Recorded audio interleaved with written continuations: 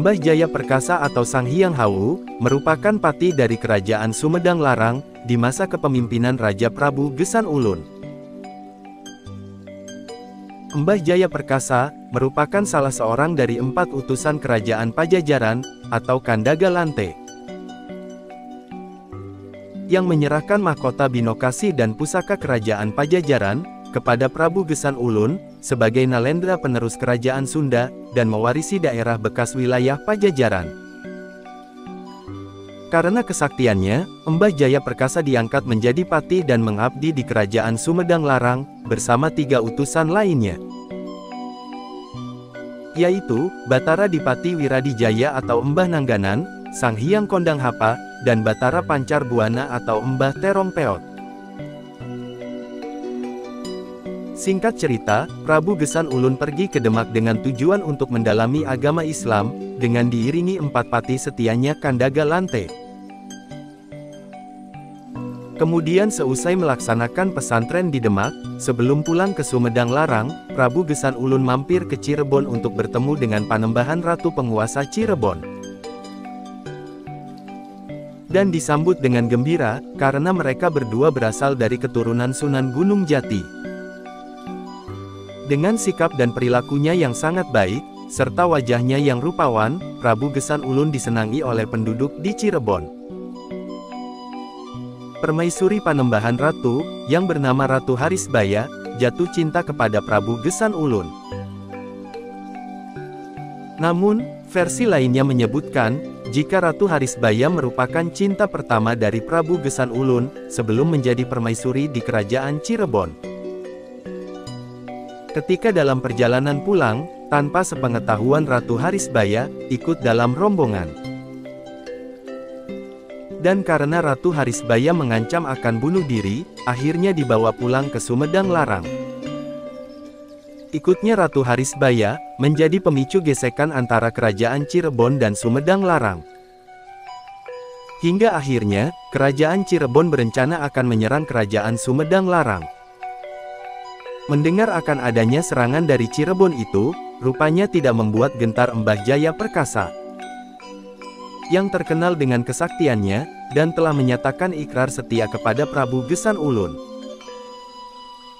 Di dalam perundingan, diputuskan bahwa tentara Cirebon harus dihadang di perbatasan sebelum menyerang Sumedang Larang.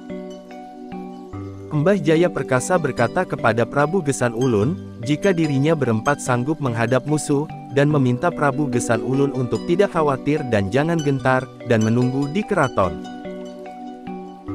Namun, sebelum berangkat untuk menghadap prajurit dari Cirebon, Mbah Jaya Perkasa menanam pohon hanjuang di sudut alun-alun Kutamaya, sambil berkata, jika perang sudah selesai, lihatlah pohon hanjuang itu, kalau daunnya rontok atau pohonnya layu, berarti suatu tanda bahwa hamba gugur di medan perang.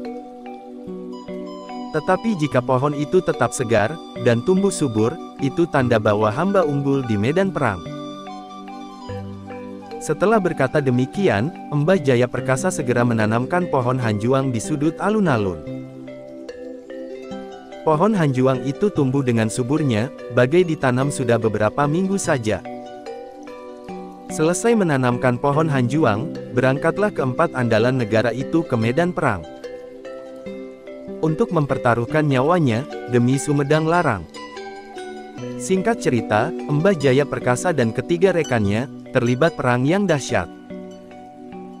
Berkat kesaktian keempat pati tersebut, tentara Cirebon dipukul mundur. Mbah Jaya Perkasa, terus mengejar musuhnya waktu itu, hingga makin lama makin jauh dari ketiga temannya. Setelah sekian lamanya, Mbah Jaya Perkasa tidak kelihatan kembali, sedangkan ketiga temannya masih menunggu. Karena tidak kunjung datang, ketiga temannya pulang ke Sumedang Larang, untuk mengabarkan keadaan Mbah Jaya Perkasa kepada Prabu Gesan Ulun. Setiba di keraton, mereka bertiga menceritakan kisah Mbah Jaya Perkasa, yang tidak muncul kembali setelah mengejar musuhnya yang masih hidup. Mendengar berita hilangnya Mbah Jaya Perkasa, Prabu Gesan Ulun bingung, dan memutuskan untuk memindahkan kerajaan Sumedang Larang ke Dayeuhluhur. Sementara itu, Mbah Jaya Perkasa yang tiba kembali di Kutamaya, merasa heran, tidak ada seorang pun tidak ditemukannya. Waktu itu, Mbah Jaya Perkasa melihat pohon hanjuang yang ditanamnya dahulu, ternyata pohon itu tumbuh subur, daunnya banyak. Mulailah dari situ, Mbah Jaya Perkasa merasa marah, dan ketika berpaling ke sebelah timur, terlihat olehnya, asap mengepul-ngepul di lereng gunung. Dengan kesaktiannya, Eyang Jaya Perkasa mengentakkan kakinya sekeras-kerasnya ke bumi. Seketika itu dirinya, sudah berdiri, ngadeg, di salah satu lereng gunung, dan tempatnya, ngadeg, atau berdiri, tempat itu dijadikan pangadegan. Dari pangadegan itu, Mbah Jaya Perkasa dapat melihat kepulan asap di daya luhur, yang akhirnya menyusul ke daya luhur dan bertemu dengan Prabu Gesan Ulun. Mbah Jaya Perkasa marah dan kecewa. Setelah sampai di daya luhur, Mbah Jaya Perkasa kemudian dirinya bertanya ke Prabu Gesan Ulun. Mengapa Gusti tidak melihat tanda, yaitu pohon hanjuang yang hamba tanam, dan dari siapa Gusti mendengar kabar, bahwa hamba telah tewas? Mendengar jawaban Prabu Gesan Ulun demikian itu, Mbah Jaya Perkasa marahnya kian menjadi-jadi. Saat itu, terjadi pertarungan dengan Mbah Nanganan, dan dua orang lagi, yaitu Mbah Kondang Hapa dan Mbah Batara Pencar Buana, ditangkapnya dan dilemparkan melampaui gunung. Setelah melampiaskan kemarahannya, Mbah Jaya Perkasa kemudian meninggalkan Prabu Gesan Ulun sambil bersumpah, tidak akan mau mengabdi lagi kepada siapapun juga. Mbah Jaya Perkasa berjalan ke puncak bukit sambil menancapkan tongkatnya, dan disitulah Mbah Jaya Perkasa moksa atau ngahyang. Di tempat Mbah Jaya Perkasa ngahyang atau menghilang tersebut, terdapat batu dakon dan tongkat apung yang dikeramatkan. Demikian sejarah Mbah Jaya Perkasa Patih Sakti dari Sumedang Larang. Semoga bermanfaat, kebenaran hanya milik Allah.